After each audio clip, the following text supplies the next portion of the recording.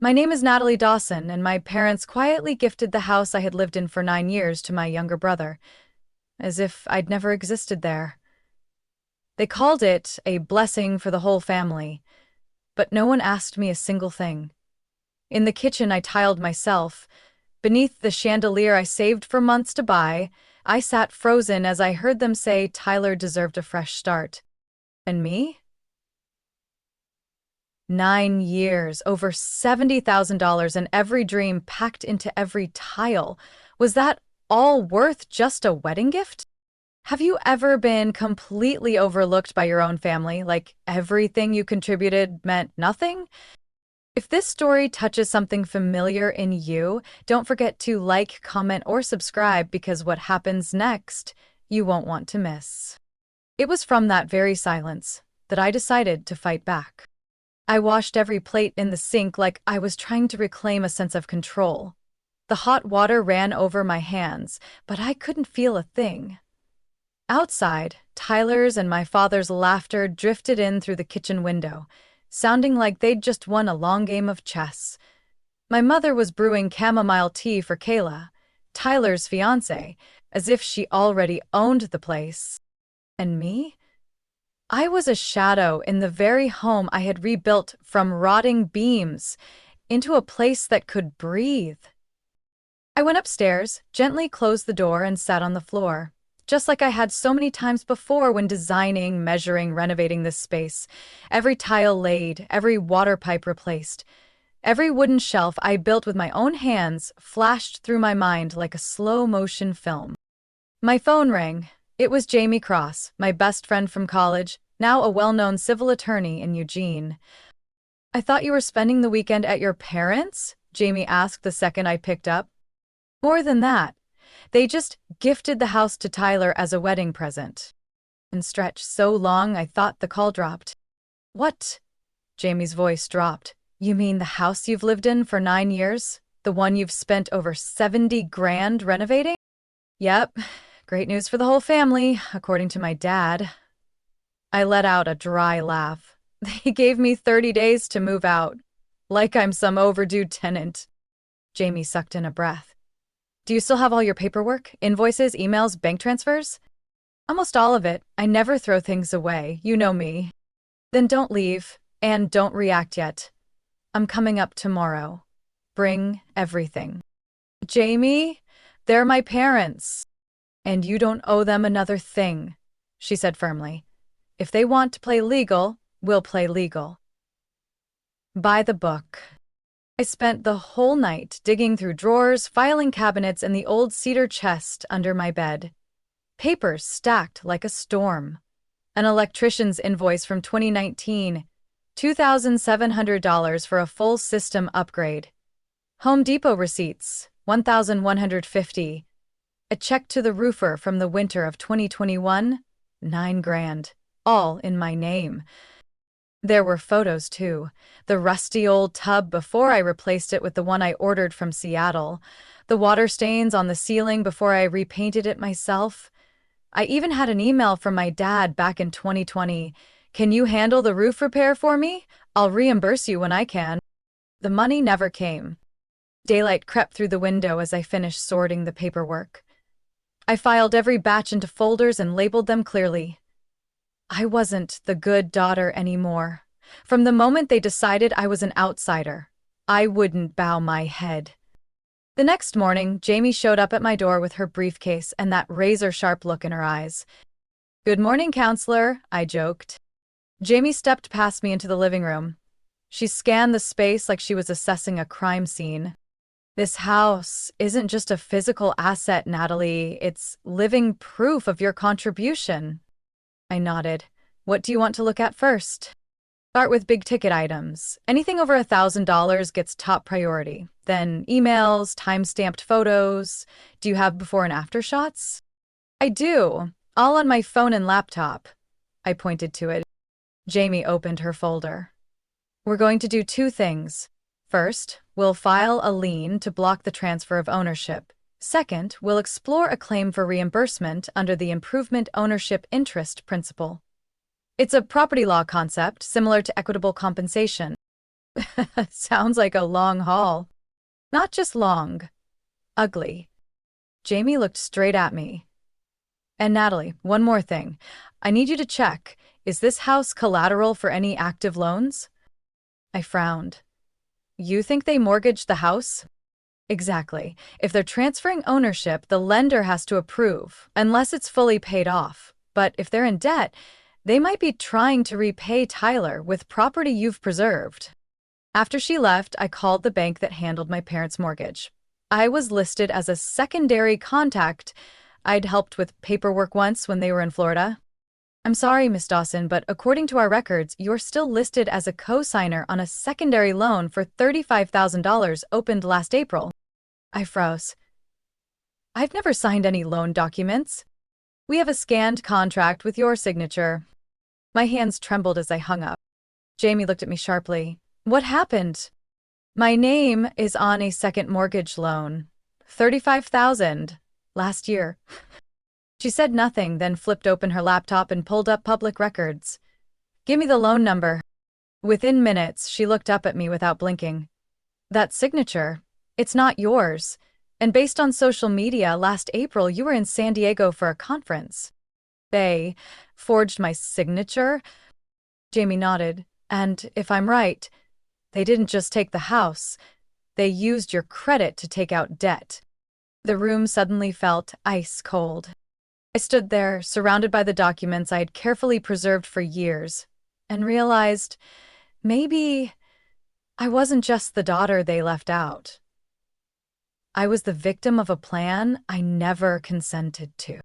If this story has taken a turn you didn't expect, don't forget to hit that subscribe button, because things are about to escalate fast.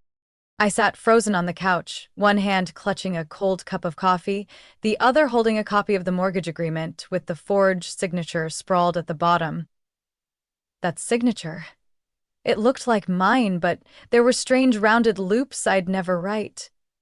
It felt like seeing someone wearing my face, distorted and cold. Jamie spoke while still staring at her screen. I'm going to compare this signature with other bank documents you've signed before. If the differences are clear enough, we can request a handwriting analysis. I took a deep breath.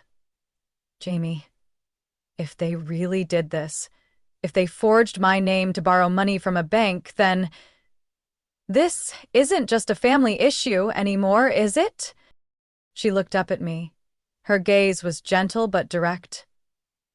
No, this is fraud, Natalie. It's a criminal act, and if the bank finds out, they have the right to press charges. I let out a dry laugh, not because it was funny, but because I had no other way to process my emotions at that moment. Then to think, I used to worry I was being too uptight, keeping all those home renovation receipts for years. Jamie nodded. You did the right thing. From now on, every dollar you spent on this house, every email, every text, is a legal asset. And now it's time to use them. The next day, we went to the county office to file a lien, an official claim preventing the transfer of the house without my consent. I didn't expect my hand to tremble as I signed the form, but it did. Not out of fear, but because I couldn't believe I had to do this. Against my own parents. Jamie placed a hand on my shoulder. This isn't betrayal, Nat. It's self-defense.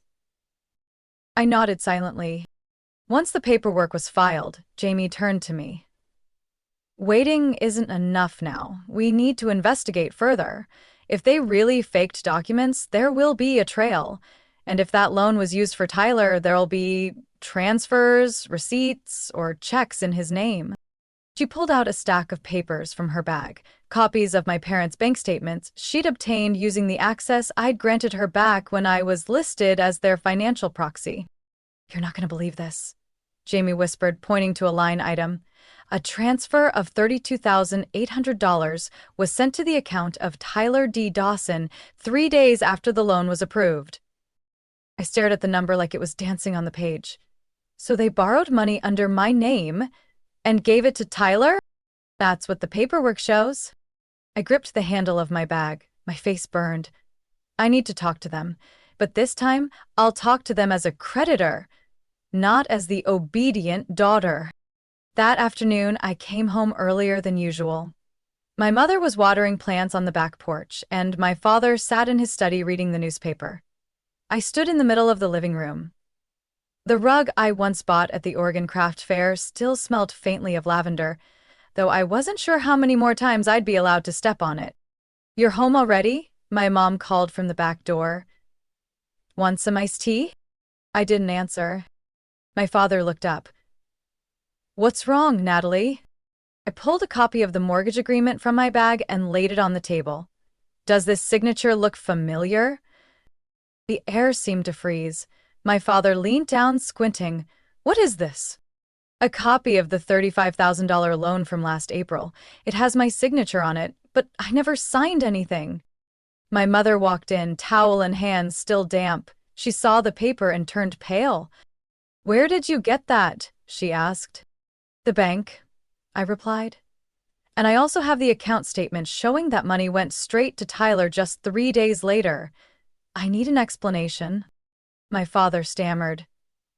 That was a misunderstanding. We meant to tell you, we just didn't find the right time." "Didn't find the right time?" I let out a bitter laugh. "You mean after you forged my name, used my credit score, and handed over this house to Tyler as a gift?" "You don't understand," my mother cut in. "Tyler was going through a really tough time. He'd just lost his job, his girlfriend left, he was drowning in debt." "And that's enough reason for you to betray me?" My voice cracked. "You didn't just take my money, time, and labor. You took my name, my trust, my credit." My father slammed his hand on the table. "You're blowing this out of proportion." "No," I said, locking eyes with him. "I'm doing exactly what I should, and for your information, I filed a lien this morning. This house can't be transferred without my consent anymore." They both froze. You can't do that," my mother whispered. "I can, and I already have." The air thickened. Outside, the wind brushed past the string lights I'd hung one autumn years ago. Now they swayed as if mocking the collapse happening inside. I don't know if I'd ever seen my family go that silent before. My mother stood frozen at the doorway, her hand clutching the damp towel, trembling. My father sat speechless in his chair, without another word of resistance. The room, once filled with warmth, now felt hollow and gray, like every layer of paint had been stripped from the walls. I stood there, quiet for a long moment, then said, "From this point on, anything related to this house will go through my attorney." I turned and walked upstairs. My heart was pounding, but for the first time in years, I felt upright. 3 days later, I came home from work, exhausted after a long shift, ready to collapse on my bed, when I sensed something was off. The porch lights were all on, and music was playing from the backyard. I paused on the steps, gripping the handrail I'd repainted last year. Voices and laughter echoed. Too many and unfamiliar. I pushed the door open. The kitchen was full of wine glasses, mini desserts, fresh flowers, everything pristine. The door to the back patio was wide open. I followed the noise. And then I saw Tyler, my brother, raising a glass among a crowd of friends, wearing a white button-down, his arm around Kayla, his fiancée, who beamed in a white embroidered dress. The twinkling string lights I hung last fall lit up the dining setup on the wooden table I had bought and painted myself. "Happy engagement!" someone cheered. My heart felt like it was being crushed. I took a few more steps, just close enough to hear Kayla say to an older woman, "We're so lucky. Tyler's parents are amazing for gifting us this house. Not everyone gets a dream start like this." The woman nodded. "This place is beautiful. Did you decorate it yourself?" Kayla laughed. "Some of it was already here, but we're going to redo everything. I'm planning to turn the upstairs bedroom into a walk-in closet." I gripped the handle of my purse tighter. The upstairs bedroom was mine. I'd lived there for 9 years. Kayla turned, her eyes catching mine. She froze for a second, then offered a polite smile. Natalie, you're back? I thought you two were just coming to see the house, I said evenly. Didn't realize there was a party. Tyler walked over, looking sheepish. You didn't get the text? I thought Mom said you wouldn't be here tonight. This is still my home, I said slowly. I don't need to be gone from a house I legally co-own. Kayla smiled, but it was tight. We just wanted to show the place to my family. Hope you don't mind? I didn't respond. Instead, I took out my phone, opened the camera, and started photographing every corner. The dining setup, the string lights, the backyard chairs I had built piece by piece. I took pictures of the wooden floorboards, including the one I replaced when termites ruined it, and the copper wire lamp I installed during a torrential downpour. What are you doing? Tyler asked, tension in his voice. Documenting, I said, because I want to remember the moment other people threw a party in the house I spent my youth preserving. Kayla flushed. You don't need to be so dramatic. I turned to her, locking eyes. Have you ever paid out of pocket to replace busted plumbing during a snowstorm while your parents were out of state? Or emptied your savings to fix a roof after a brutal winter? Have you ever stood on a ladder in July under 100-degree sun just to repaint the front of the house so it would look decent? No one answered. I turned quietly to leave. But just as I reached the steps, Mr. Ronald, our neighbor from behind the house, called out, Natalie, do you have a minute? I nodded. He handed me a thin envelope. I thought it was odd last week. 3 folks from the bank showed up, all in suits. They were inside for over an hour. I tightened my grip on the envelope. Do you know where they were from? Union Federal. I overheard a bit. They were talking about a deficit, second mortgage. My heart pounded. Thank you, I whispered. Ronald nodded, his face serious. If you ever need a witness for who really took care of this house all these years, I'll sign whatever you need. I nodded gratefully. What do you think Natalie should do now that she's discovered they didn't just betray her, but may be about to lose everything? Share your thoughts, because the next shock is going to upend the entire story. I woke up early the next morning with a tightness in my chest. The house felt eerily still after the loud party the night before. The air still carried faint traces of old wine and leftover food. I stepped into the hallway, my feet touching the icy wood floor I had personally polished 3 springs ago. Downstairs, I heard voices murmuring from the kitchen. I paused on the staircase to listen. And what if the bank comes again? My mother's voice, low and trembling. We just need to stay calm, my father replied. They haven't sent an official notice yet. We still have time. And what about Natalie? She knows, I'm sure of it. Did you see her last night? She looked like she'd seen a ghost. Let her make a fuss if she wants. She's got nothing but pictures of string lights and a plumbing bill. We're still the legal owners on paper. I stepped back, my chest tightening. They weren't just hiding a second mortgage. They believed I couldn't do anything about it. I returned to my room and opened my laptop. Jamie had sent an email around midnight with a simple subject line, "You need to see this." I opened the attachment. It was a detailed bank file on the second mortgage against the house. The loan of $87,000 had been approved last year and had already missed the last 2 payments. And on the final page was my signature. Again. This time, there was no doubt. The signature had been carefully refined, close enough to my actual handwriting that most people wouldn't catch the difference. But Jamie was thorough. She'd compared it to checks I'd signed for an old lease, and the signature verification software confirmed. Forgery. I called Jamie. You've seen it? She answered on the second ring. I have, and I feel stripped bare. I took a deep breath. They borrowed another 87 grand using my name, Jamie. The house is about to be foreclosed. You need to understand this. If the bank takes the house, your lien is useless. You won't get a penny back. I went quiet. There are 2 options. Jamie continued slowly. 1. You pay off the full mortgage and reclaim the house in your own name. 2. Let it all crash, and you lose everything you invested. I gave a bitter laugh. I don't have $87,000 in my pocket. There is one more option, she said hesitantly. Mediation.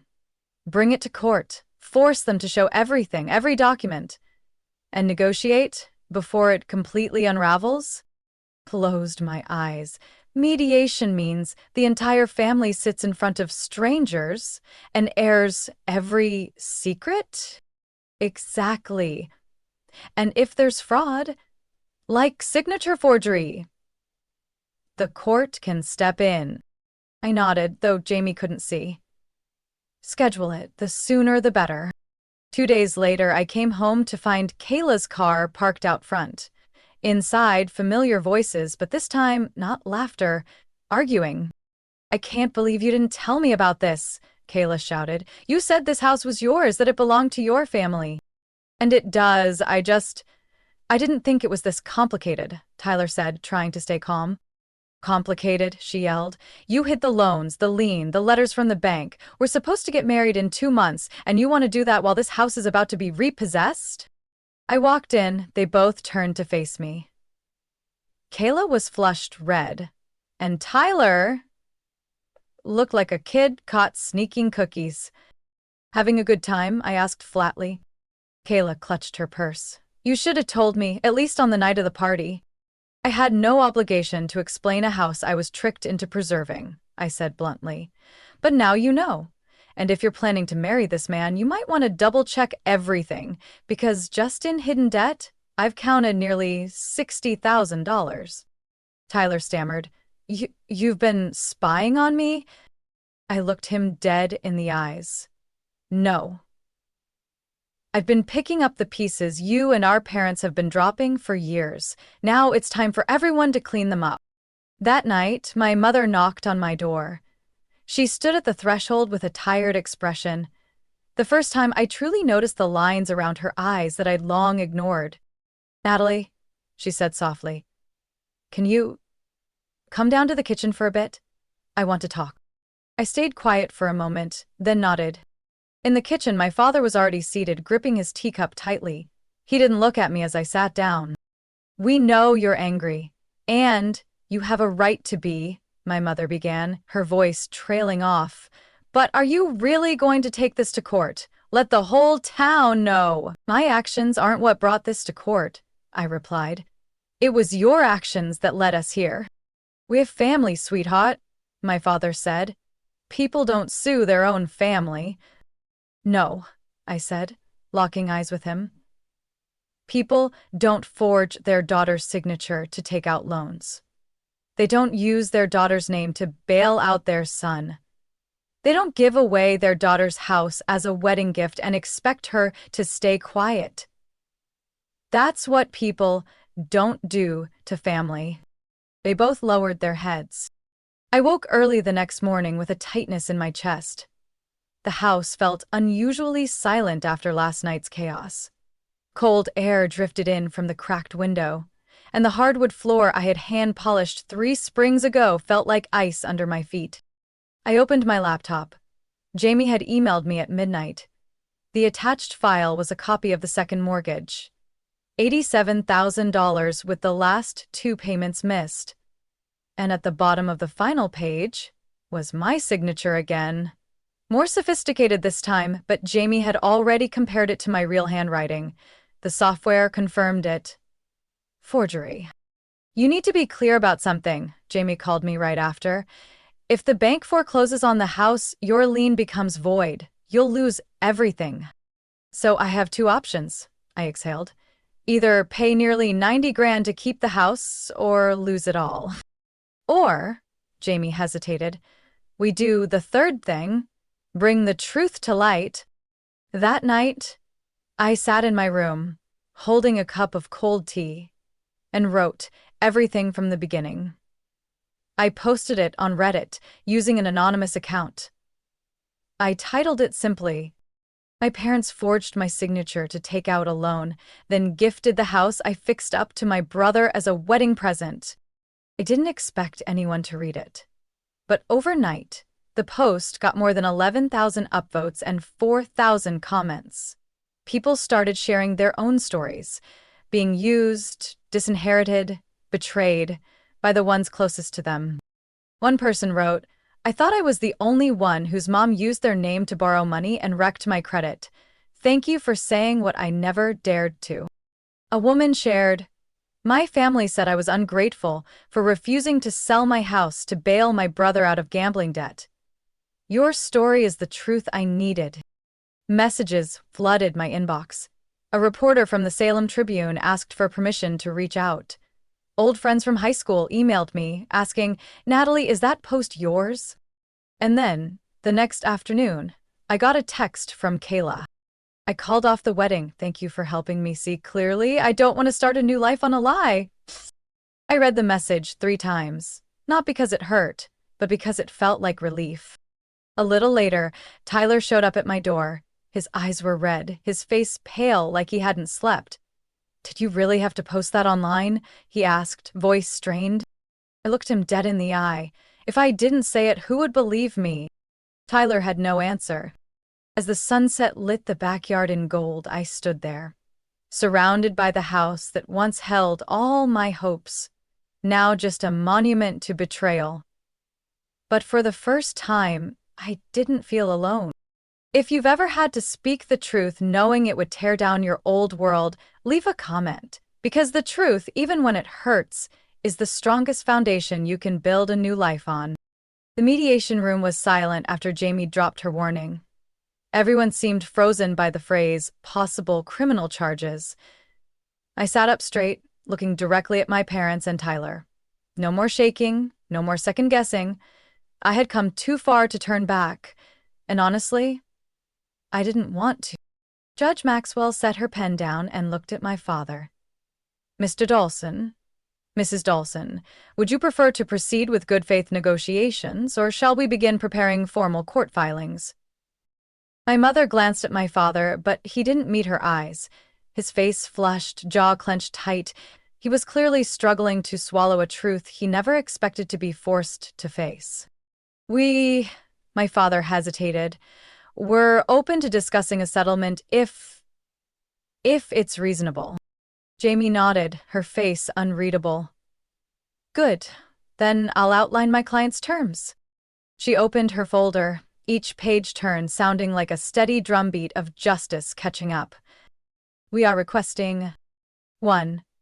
Full reimbursement of documented home improvement and maintenance investments made by my client, totaling $73,420. 2. Compensation for emotional distress and reputational harm caused by the forged mortgage loan, $15,000. 3. Attorney's fees and legal filing costs, $7,500. Total, $95,920.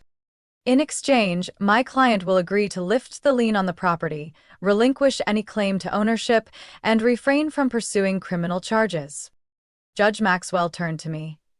"Ms. Natalie, do you confirm that you'll agree to this settlement if the conditions are fully met?" "I do," I said clearly, "but only if the money is transferred to the escrow account before I sign anything." She nodded. "That will be recorded in the mediation record."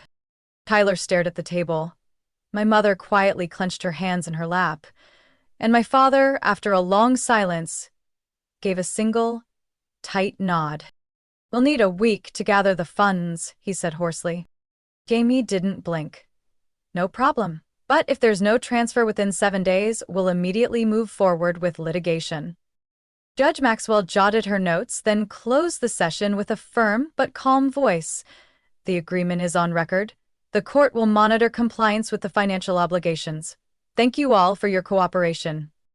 3 days later, I returned to the house, the one I had called home for so long, to start packing. The air felt different. No more background TV noise, no more smell of Mom's afternoon baking. Just silence. And a strange sensation that the house was slowly letting go of me. I began in the bedroom. The room I had lived in for nearly a decade, with the oak wardrobe I had assembled myself. The bookshelves lining the wall filled with stories I'd read on long winter nights, and the worn velvet chair where I used to sit, reading my grandfather's letters. I took down each picture from the walls, each little potted plant by the window, every photo from the fridge, every item feeling like a gentle cut, separating me from the illusions I'd clung to for too long. As I was boxing up my books, there was a knock on the door. I opened it. It was Tyler. He stood there, not like someone who once believed he'd inherit the entire house, but like someone finally realizing it was slipping out of his hands.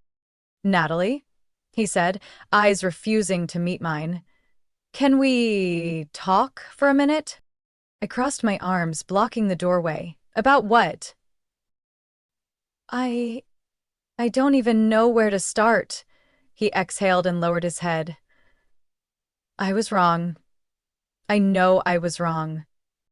I didn't answer. I wanted to listen, but I wasn't sure I wanted to forgive. I didn't think it would get this serious. When I took the money from Mom and Dad, I thought it was just them helping me get on my feet. I didn't ask questions. I didn't think about them using your name. "I thought you would look the other way," I cut in. "Again?" Tyler fell silent. I stepped aside. "Come in, but don't expect me to wipe your tears." We sat at the kitchen table. This was the kitchen I had once refurbished, replaced the cabinets, painted the walls, installed LED lights under the shelves. Now, every detail felt like it was watching us, waiting for an explanation. "You know," Tyler began, "I've always thought you were the strongest one in the family. The one who didn't need anyone, always independent, always handling your own business. So you figured you could take what I'd built and not have to pay the price?" "No, that's not it," he whispered. "It's because I always saw you as someone who didn't need anything.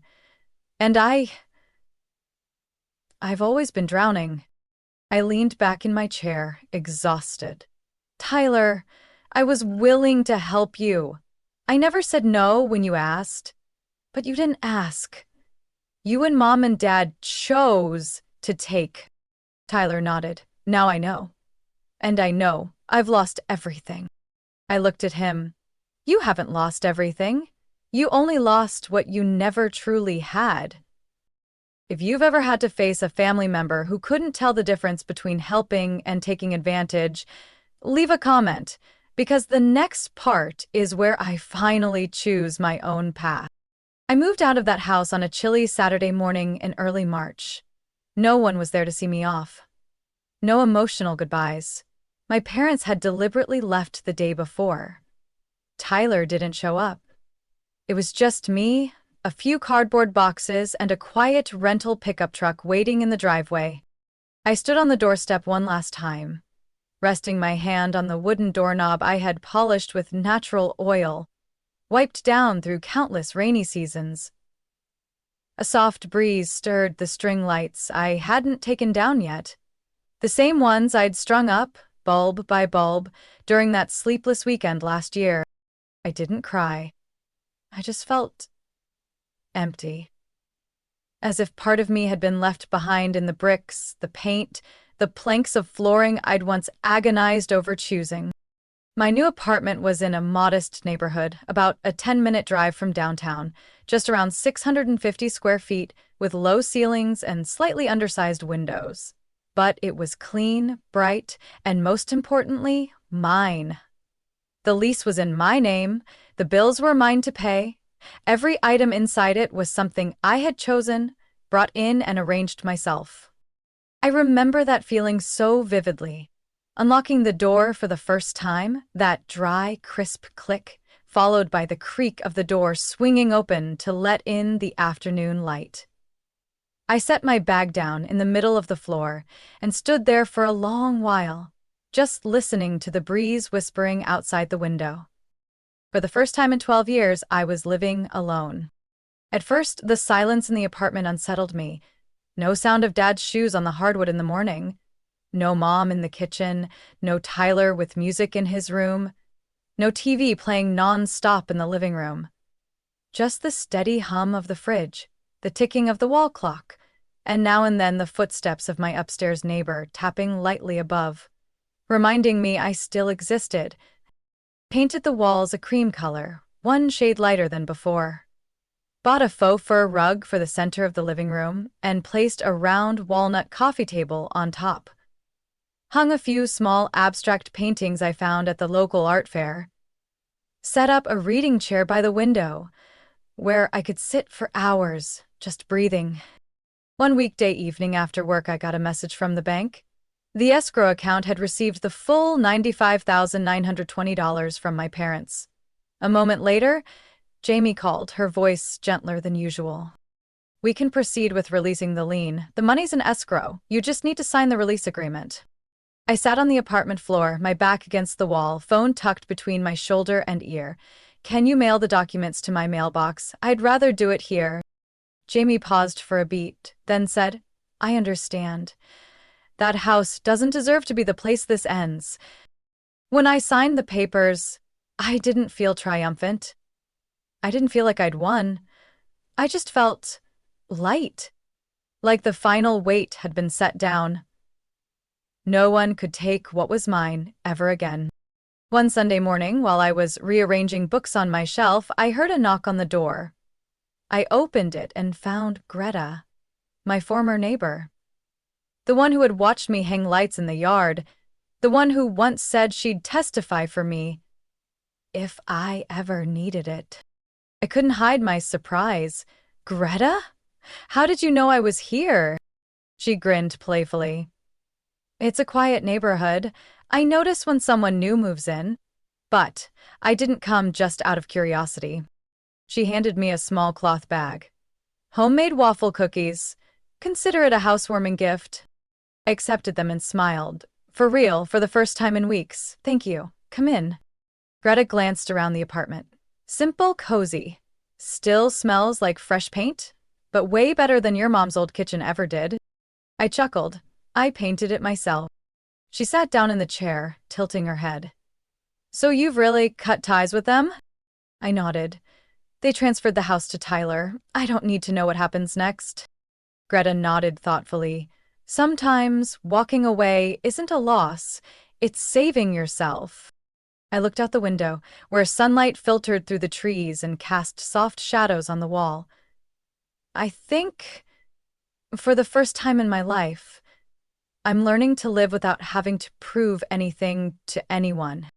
She sipped her tea and set the cup down. "And for the first time, you have a space no one can take from you just because they think they're entitled to it." I smiled. "Exactly." A week after moving in, I started to feel the empty places in my mind slowly filling. Not with other people, but with myself. No more waking up to shouting in the kitchen. No more notes about broken pipes or waiting for someone to sign off on the bills. I made coffee for one, ate breakfast alone, but I didn't feel lonely. I felt at peace. I spent that weekend doing something I hadn't dared in years. I opened the old photo box.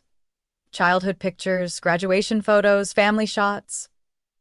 I sat on the hardwood floor, the afternoon light slanting through the blinds and casting a soft glow on my hand, holding the only family photo I still had.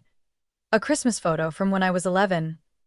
Back then, we lived in a much smaller house. No LED lights, no gas fireplace, but Dad was smiling for real. Mom wore the red sweater Grandma knitted, and I, my hair a wild, curly mess, was hugging Tyler like I was afraid he'd disappear if I let go. I didn't cry, I just sat there for a long time, then gathered the photos. Not to hide them away this time, but to preserve them.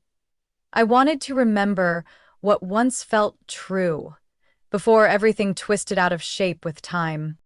About a month later, I got an email from a reader of the Oregon Chronicle. She signed only as Marie, 57, and wrote that my story reminded her of herself 30 years ago, when her parents forced her to sign mortgage papers on the family home, then kicked her out for being ungrateful.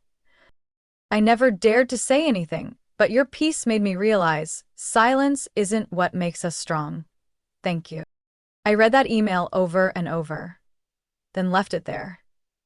Later, I printed it and pinned it to the board in my workspace, right beside a quote I had written in brown ink. You can't fix what you don't name. One Friday evening, Jamie and I sat on her apartment balcony, looking down at the quieting street below. She poured me a glass of white wine. You know, Jamie said, since we met back in freshman year, this is the first time I've seen you truly live for yourself. I smiled. It feels that way to me, too. What do you want to do next? She asked. I shrugged. Not totally sure yet, but I've been thinking about starting a small class, teaching personal finance basics. I spent nearly the first 10 years of adulthood managing money for my entire family, and no one ever acknowledged it. Jamie nodded, eyes shining. That's a great idea. And if you ever want to go bigger, maybe start a small channel online. Talk about ownership, how to spot financial abuse in families. Someone like you, Natalie, deserves to be heard. I sat quietly for a moment. Do you think people would believe me? You don't need everyone to believe you, Jamie said. Just the few who need to hear it. That line planted a seed. I didn't know if it would grow or fade into silence, but for the first time in my life, I wasn't afraid of things not turning out perfectly. That night, just as I was getting ready for bed, my phone buzzed. A message from an unknown number. I know I don't have the right to ask for anything, but I just wanted to say... I looked at that old Christmas photo again. Natalie, that day you held your little brother like the whole world was in that hug. I'm sorry. Dad. I read the words slowly, my hand gripping the phone so tightly my thumb ached. I didn't reply. Not because I was angry, but because some apologies need more time to become real change. I set the phone down, pulled the blanket up to my chest, and left the bedside light on low. I looked up at the ceiling, the white I'd painted myself, and closed my eyes. The next morning, I woke to an email from the Chronicle. They said the interview I'd published the day before had been shared over 18,000 times on social media. Many of the comments came from people who had lived through something similar. One man wrote, "My family called me ungrateful for refusing a fourth loan. Thank you for helping me see I'm not alone." A single mother shared, "I used to hand over all my money to my parents, hoping they'd love me again. I was wrong. Your story helped me reset my boundaries." With each comment I read, something inside me began to mend, not because I was being praised, but because I no longer felt like the only daughter who had walked away from a house built on conditional love. If you've ever had to learn how to rebuild a life from the wreckage of broken trust, share your thoughts. Because maybe healing begins exactly where the wounds used to be. Summer arrived more gently than I expected. Not too hot, not too loud, just enough that every afternoon, when the sunlight spilled in through the windows, I felt myself soften, like a lukewarm cup of mint tea on the sill. I still worked at the small architecture firm downtown in Salem, designing homes for clients who often dreamed of happiness without ever knowing the quiet cracks left by those who had once lost a roof over their heads.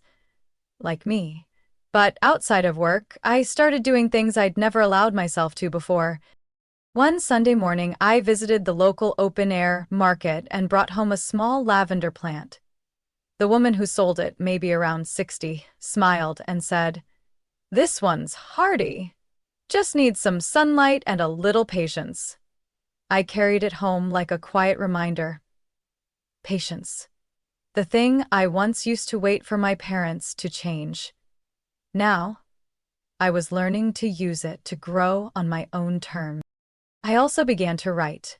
Not just posts for social media anymore, but fragments of memory. Little slices of the years I'd lived with no recognition.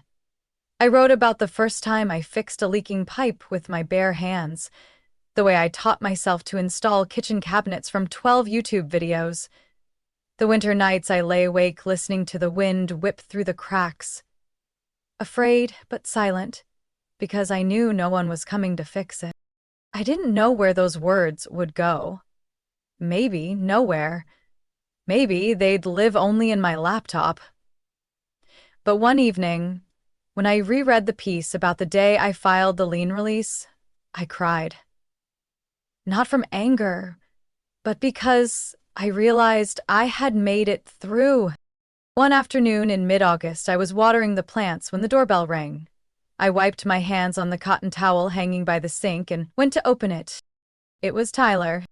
He stood there, holding a paper bag, wearing a wrinkled shirt and dark circles under his eyes, like someone who hadn't slept.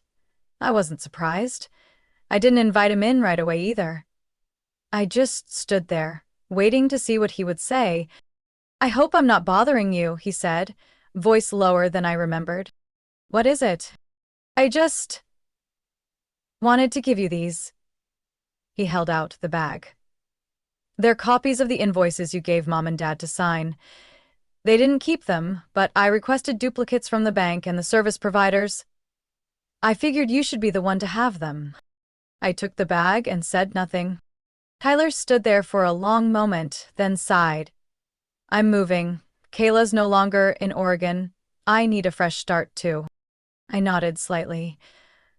"That's probably good for you." He pressed his lips together. "Do you think one day we could talk again, like we used to?" I looked into his eyes. The same eyes I used to walk home from school, the same eyes I gave my breakfast up for, the same eyes I silently protected through mistakes he never once thanked me for. "Maybe," I said, "but not today." Tyler nodded quietly. "I understand." He turned and walked away. This time, I didn't call after him. I brought the paper bag into the kitchen and set it on the table. The faint scent of wood in the paper reminded me of those evenings spent sitting on the old living room floor, gathering receipts like someone piecing together the truth of her own life. But now, I didn't need to flip through them one by one just to prove my worth. I knew who I was. In the early days of September, one late afternoon, I was invited to a small seminar at the city library, a discussion on inheritance disputes within families. At first I declined, but after the organizer sent a second email, I agreed. Not because I had anything new to say, but because I figured someone in that room might be living in the same quiet blur between love and pain that I once did. When I walked into the room, there were about 20 people seated, from a young college student to a gray-haired woman holding a notebook. The organizer introduced me with one simple line. "She's someone who not only understands the law, but understands the emotional cost of losing more than just money." I stood before them, without a speech, without notes.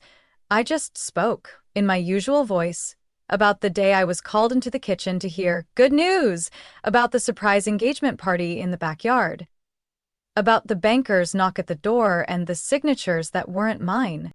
I spoke about coming back to life, little by little, in the small apartment I chose for myself, with the cream-colored walls I painted by hand. About the first time I felt peace in my heart without needing someone else to confirm it. After the talk, a woman in her 60s approached me. She didn't say anything at first. She just took my hand in hers and whispered, "Thank you. You spoke for people like me." I looked at her and gently squeezed her hand back. That night, when I returned home, I sat by the window, looking out at the street lit by rows of amber streetlights. The lavender plant beside me had grown taller, releasing a soft, sweet scent into the early autumn breeze. I no longer lived in the house I once protected so fiercely, but I had found myself again in this apartment. In the quiet acts of washing a glass after dinner, folding a blanket when the wind picked up, hanging a new photo on the wall without needing to ask anyone's permission. I used to think losing a house meant losing everything, but I was wrong. I didn't lose everything, I just left behind what no longer felt like home. And finally I came back. Not to a place, but to myself. Have you ever felt pushed to the edges of your own life by the very people you loved most? Have you ever had to walk away from a house not because there wasn't love, but because the love always came with strings attached? I know each of us carries family wounds that others can't see, and sometimes it only takes hearing someone else's story to finally name our own pain. If you've ever had to stand up for your self-worth in the face of silence or denial from your family, I hope you'll share your story. Who knows? What you say might just be the small light that guides someone else through the dark. And if stories about family hurt and healing speak to you, follow this channel to explore more moments from family life. Sometimes stormy, often quiet, but always holding the power to shape the strength within us, day by day.